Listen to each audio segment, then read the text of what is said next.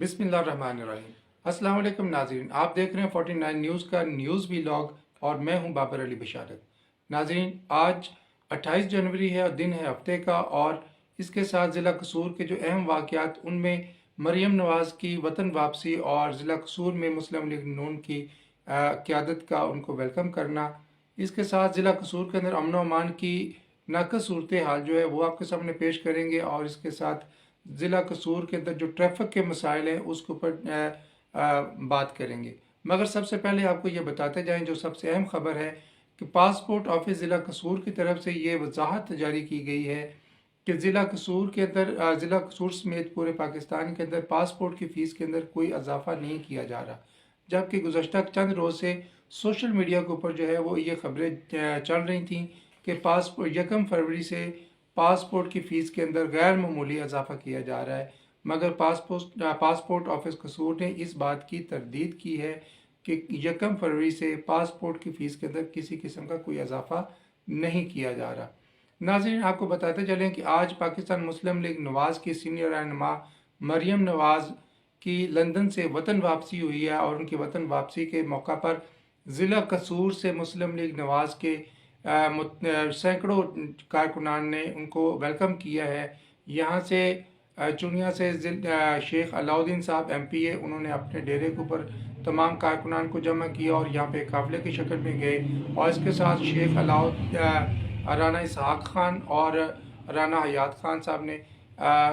भाई फेरू से जो है वो वहाँ पे अपने कारकुनान को जमा किया, और उन्होंने एक काफ़िले की शक्ल में लाहौर एयरपोर्ट मरियम नवाज़ को वेलकम किया। उनका कहना था कि मरियम नवाज़ जो है वो मुस्लिम लीग नवाज़ की सियासी हिकमत अमली के लिए अहम किरदार अदा करेंगी। नाज़रीन, इसके साथ साथ आपको बताएं कि ज़िला कसूर के अंदर ट्रैफिक के मसाइल जो है वो शदीद से शदीद तर होते जा रहे हैं, और उसकी बुनियादी वजह जो है बेहंगम ट्रैफिक जिसको कंट्रोल नहीं किया जा रहा, जिसमें चिंची रिक्शा और रेडी बान जो है वो अपना मरकज़ी किरदार अदा करते हैं। और ये रेडी बान कहीं भी सड़क के किनारे अपनी रेडी जो है वो खड़ी कर लेते हैं, और इसके साथ चिंची रिक्शा जो है वो ट्रैफिक के मसाइल को बढ़ाने में अहम किरदार अदा कर रहा है, जबकि इसकी तरफ कोई खातिर खा तवज्जो नहीं दी जा रही। नाज़रीन, इसके साथ साथ आपको बताते चलें कि एक ख़तीर रकम से गिलन बाईपास जो है वो तैयार किया गया था चंद ही